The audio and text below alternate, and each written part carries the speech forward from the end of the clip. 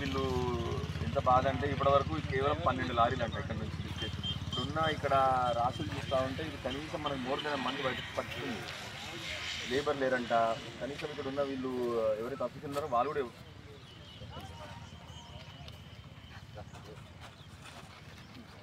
Hello madam నేను ఇప్పుడే phone చేస్తున్నాను, ఇక్కడ అది ఇష్యూ ఉంది. హలో సిగ్నల్ లేదు మేడం, మళ్ళీ చేస్తా, ఇప్పుడే చేస్తా అండి. మీకు సిగ్నల్ లేదు ఇక్కడ, వినబడతలేదు, చేస్తా మళ్ళీ చేస్తాను. ఆలకించి అది కూడా పర్వాలేదు, అది కూడా పర్వాలేదు. నువ్వు టిఫిన్ తిను, నువ్వు మంచిగా నువ్వు టిఫిన్ ఇదే రావాలి. ఎంత బాధ్యత ఇంటి పక్కన కూడా కలిసిపోతాయి పాపం. ఇంకొకటి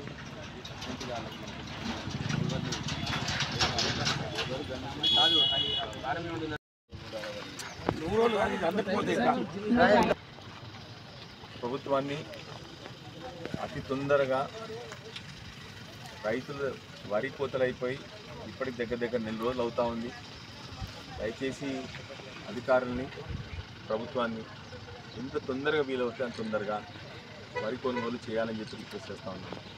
పెద్దగా లేబర్ షార్టేజ్ ఉంది ఇక్కడ, అదేవిధంగా గన్ని బ్యాగ్ షార్టేజ్ ఉంది.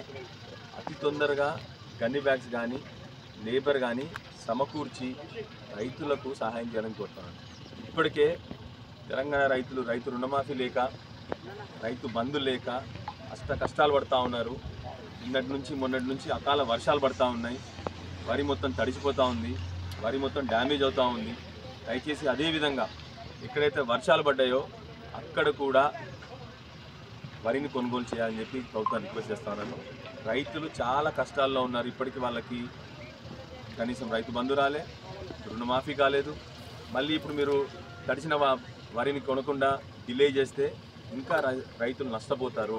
సో దయచేసి అతి తొందరగా వరిని లిఫ్ట్ చేయడము, అదేవిధంగా తడిసిన పంటను కూడా, తడిసిన వరిని కూడా ప్రభుత్వం పెద్ద మనసుతో కొనుక్కోవాలని చెప్పి మళ్ళీ ఒకసారి ప్రభుత్వాన్ని విన్నవించుకుంటా ఉన్నాను.